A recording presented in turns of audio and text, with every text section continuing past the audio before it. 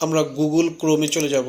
Google থেকে এই ছবিটি আমি যদি কপি করে নিই, তাহলে মাউসের রাইট বাটন ক্লিক করে কপি ইমেজ এবং ফটোশপে এসে কিবোর্ড থেকে কন্ট্রোল ভি চেপে পেস্ট এবং কন্ট্রোল টি দিয়ে ধরে এটাকে আমরা বড় করে নেব।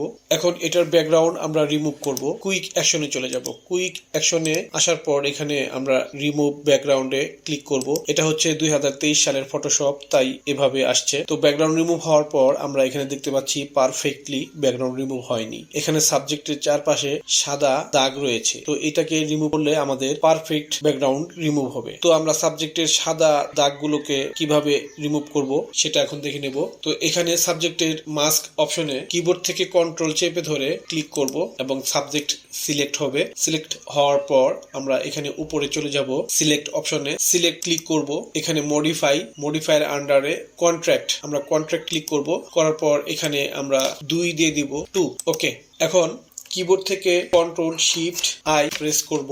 এখানে মাস্ক অপশন সিলেক্ট থাকা অবস্থায় কিবোর্ড থেকে কন্ট্রোল ডিলিট প্রেস করব।